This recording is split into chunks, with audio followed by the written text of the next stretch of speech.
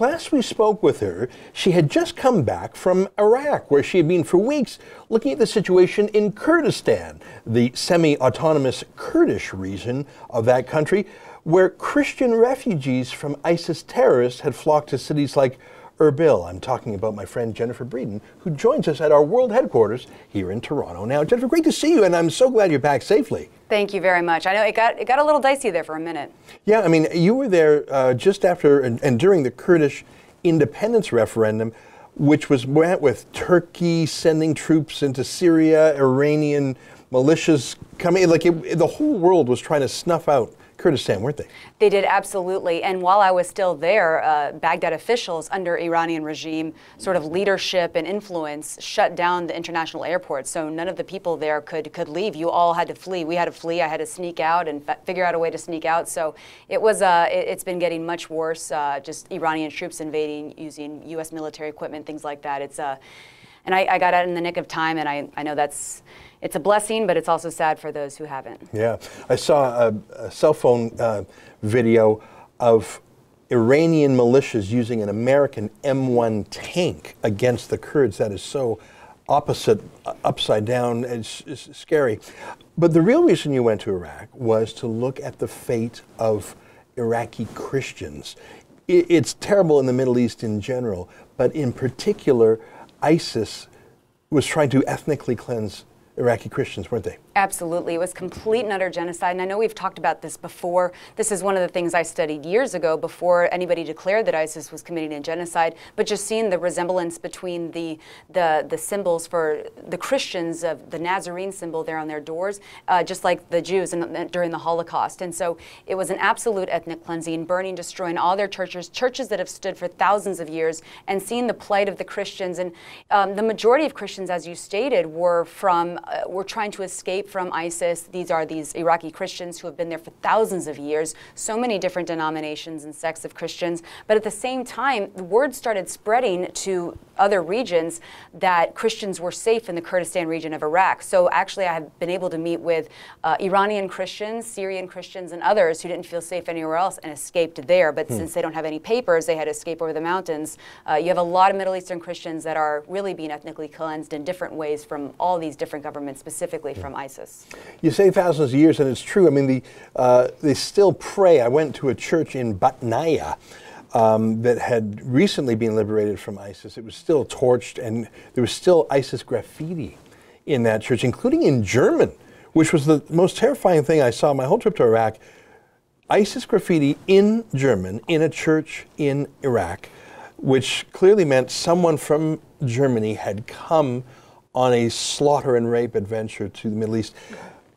They still pray in Aramaic, which was Jesus's language. So, I mean, that church I was in Batnaya, that community has been there, what, 14, 15, 1600 years.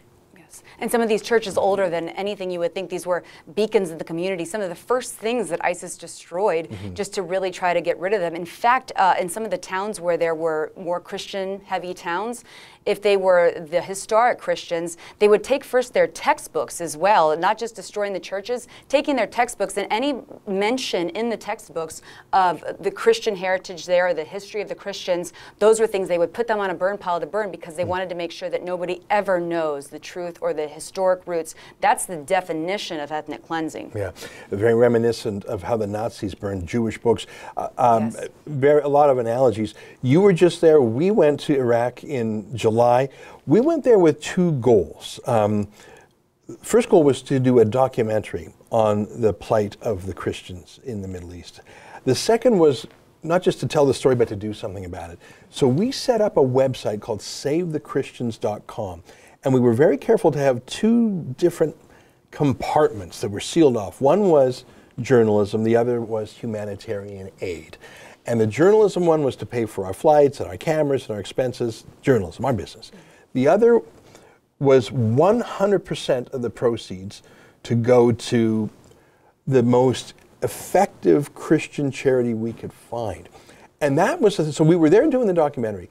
But as we went around, we saw this aid group and that aid group and this camp and this church. And we were always thinking, is the money going to Christians? Because the UN takes care of Muslim refugees. And you got Saudi Arabia and Kuwait and Qatar, all the rich Muslim countries. There's plenty of help for Muslims, and no one's ethnically cleansing Muslims. Who's looking after the Christians? So our first criteria was, does it help Christians? Our second was, does our money help more than just like a few? Can we help a lot of people? And the third was, can we trust the accounting? We don't want to be, it's a very, Wild West kind of region. When they don't have our North American standards of probity and fiduciary responsibility. There's a lot of scams, here's what I'm saying. So those were the tests. Does it help Christians? Can we help as many as possible? And can we be sure the money won't be stolen? So those were our two missions. Now, it's been a couple months for us, and I am pleased to announce, and that's why you're here at our world headquarters, that you will be taking over both of these projects and carrying them across the finish line. Finishing up our documentary as the host of our documentary and leading up the humanitarian project. Welcome and thank you. Thank you very much. And it's really an honor because everything that you've mentioned has sort of been on my heart for many years. I have been working in the field of Christian persecution, whether it's getting the stories or meeting with some of the most persecuted pastors throughout the world, people that have to go underground just to read a verse of the Bible and different things like that. So with what's happening now in northern Iraq with these churches, with these historic sites completely decimated, it was very encouraging for me to have heard about the Save the Christians campaign and then to hear what you and your team did in trying to find, because it's this Wild West sort of mentality where we're used to papers and budgets and where the money goes, and to see somebody who wanted so much for it all to go to the most vulnerable people where it's so needed, it's an honor to be helping in any way. Well, we're thrilled to have you, and we've interviewed you many times in your capacity as an international human rights lawyer focusing on Christians. Okay, let's quickly talk about the documentary. We've got all the footage, we've got the translations of the interviews, because obviously people there, they speak Kurdish or they speak Arabic, not a lot of English speakers. We hope to get that out before Christmas, right? Yes, we hope to get it out before Christmas. Hopefully, I think Thanksgiving would be ideal, but certainly before Christmas, especially as Christians all over the world are celebrating the birth of Jesus, just to have it at that time when families start to come together, especially to say, okay, what can we do as we go into the new year? Yeah. That's going to be a very exciting project, and I think you're a perfect fit. You've been there, you've seen it, you've been to the same places we have. So that's the documentary project.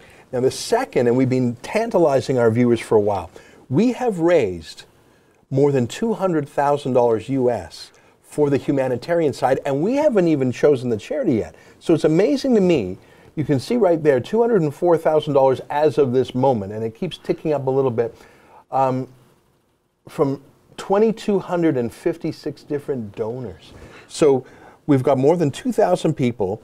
The average gift, as you can see, is about $100 US because they believe in the mission. Now, as I said, we were there to do our due diligence. You and I have compared notes. Just earlier today, we had a meeting. We talked about, what about this charity? What about this charity?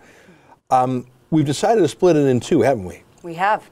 Let me talk about one, okay, and then you talk about the other. Because I like the different bases they cover. Let me tell you about the one that really caught my eye.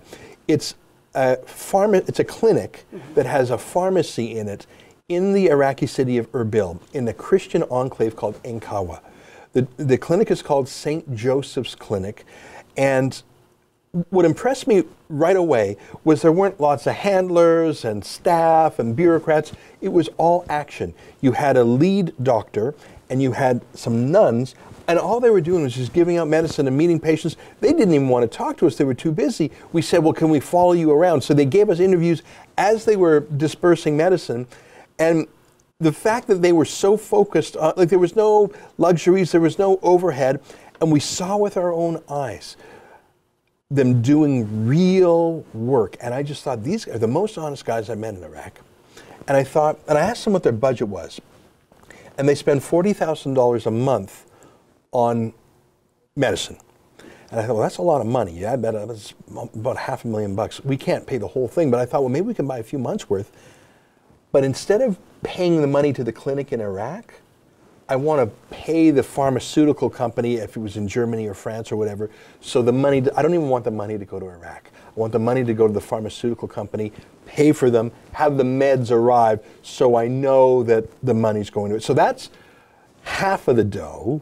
Why don't you tell me about the other half? The other half of the dough, and this was sort of from my trip, because I love that with the medicine, really it goes going into some of the Christian villages that you talked about, or these Christian cities where ISIS used their churches as training compounds or sometimes sex dungeons. They would use specifically their churches. Homes destroyed. We're talking only Christian villages and towns that have been there forever. So I met with a Samaritan's Purse. Oh, they're very, that's Franklin Graham's group, Franklin right? Graham's organization, yes. Samaritan's Purse. Actually, my parents have been supporters of them for a long time. I know some of the people in our church community and just throughout the U.S., throughout the world, really. And so I met with them and I said, you know, I know that Samaritan's Purse, they'll help other people from different places, but I said, are there any specific projects geared to help the Christians in northern Iraq?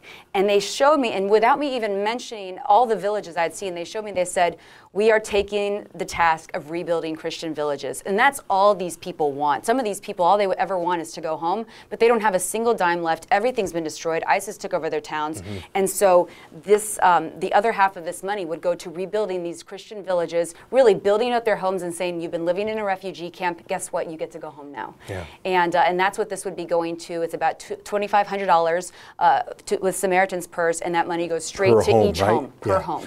And that, I was glad to see that, because when I first heard, I thought, well, geez, we only raised 200 grand. If you take 100 grand, is that going to fix one home? Well, look, this is Iraq. It doesn't cost as much. Labor's cheaper. There's other help and tools. So when I heard that it was just $2,500 per home to clean it up, to fix it up, I mean, obviously that's not going to build a totally demolished house up, but I thought $2,500. 100 grand will go a long way. It'll rebuild this town. And we were talking about a town called Karakosh, right? In Iraq, the towns are 100% Christian or not. It's not like, so this, Karakosh is just a Christian town. Yes. Well, that's great. And the thing is, it meets the test. It's focused on the Christians.